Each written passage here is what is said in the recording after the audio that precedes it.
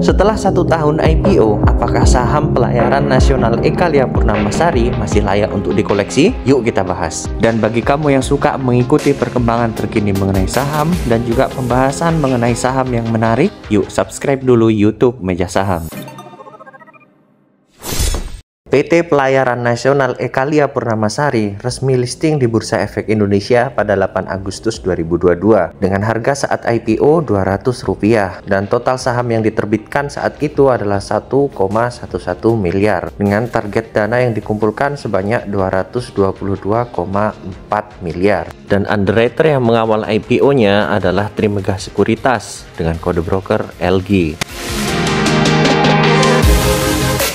Dari harga Rp200, harga saham LP pernah menyentuh 336, lalu kemudian turun dan menyentuh harga sampai dengan Rp202. Meskipun sempat rebound ke harga 270-an, tetapi kemudian di bulan Agustus ini harganya kembali turun di angka Rp228. Saat ini harga saham LP terlihat tertahan cukup kuat di garis MA200. Dari grafik ini bisa kita lihat bahwa investor asing di bulan Juli ini ada yang melakukan aksi profit taking. Meskipun begitu, sepertinya support di MA200 ini memang cukup kuat ya teman-teman. Untuk mempermudah analisa perkiraan pergerakan harga saham, saya menggunakan Bollinger Band. Di sini bisa kita lihat untuk Bollinger Band pada upper band terlihat mengarah ke bawah ya, dan juga untuk middle band ini juga terlihat mengarah ke bawah, dan harga saham saat ini itu berada di bawah middle band. Tapi kalau kita lihat pada lower band, ini sepertinya ada arah untuk melakukan pembalikan ya, tetapi arahnya juga masih belum terlihat jelas apakah dia akan benar-benar melakukan pembalikan atau sideways dulu. Kalau saya pribadi pada posisi seperti ini lebih baik menunggu ya, untuk melihat kepastian apakah dia akan uptrend atau downtrend. Jadi menurut saya lebih baik bersabar sambil mencari saham yang lebih menarik. Alasan saya menggunakan Bollinger Band adalah indikator ini sederhana ya, dan menurut saya indikator yang sederhana tidak membuat saya pusing untuk menentukan titik entry, titik take profit, dan juga titik cut loss. Kalau teman-teman menggunakan metode apa? Silahkan tulis di kolom komentar.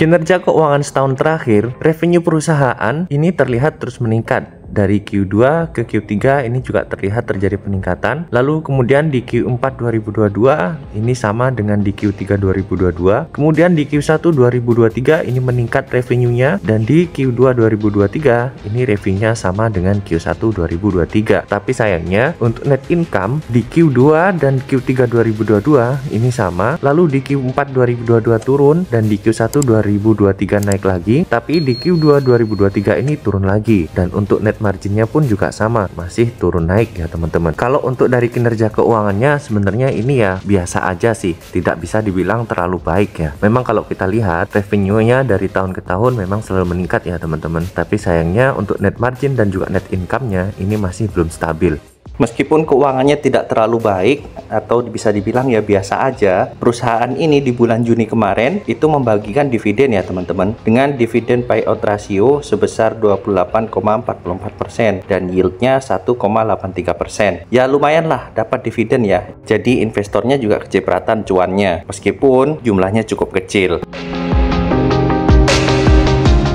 Valuasi LP pernah naik hampir menyentuh 1,2 ya teman-teman. Lalu kemudian sekarang turun lagi menjadi 1,01. Alasan kenapa sahamnya pernah naik sampai dengan hampir menyentuh 1,2 ya bisa jadi mungkin saat sahamnya turun ya teman-teman kemarin setelah IPO. Ini valuasinya kan ada di bawah 1 ya. Jadi bisa jadi mungkin para investor tertarik untuk membeli. Lalu kemudian saat sahamnya udah naik dan sudah menyentuh lebih dari 1, maka para investor mulai profit taking. Harga wajar saat ini saham LP yaitu Rp225,61 dengan harga saat ini saham di pasaran 228.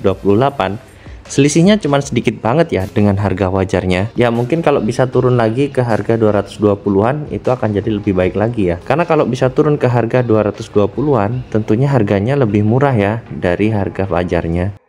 Dan PER-nya pun sekarang udah lebih dari 15 kali. Dengan begini bisa dibilang valuasinya wajar ya, bukan valuasi yang murah atau terdiskon. Jumlah pemegang saham LP di Januari 2023, pemegang sahamnya ada 5.847. Sedangkan sekarang di 30 Juni 2023 tinggal 3.883.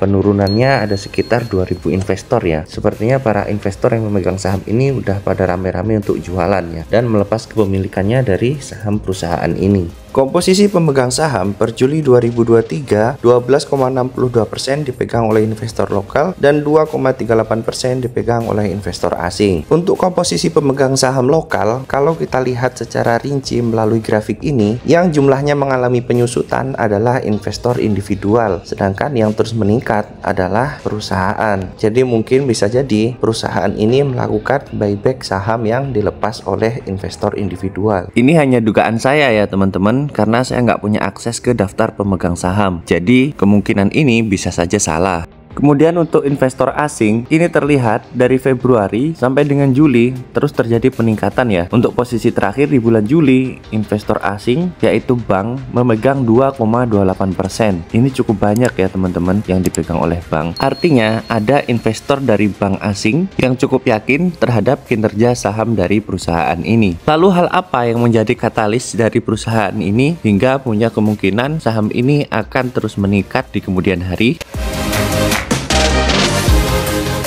Ada beberapa katalis yang memungkinkan saham perusahaan ini akan terus meningkat di kemudian hari. Mulai dari perusahaan ini yang melakukan ekspansi ke luar negeri, melakukan pembelian kapal baru, dan sebentar lagi kapal yang dibeli akan beroperasi. Tentunya ini akan menjadi katalis yang cukup baik ya bagi saham perusahaan ini.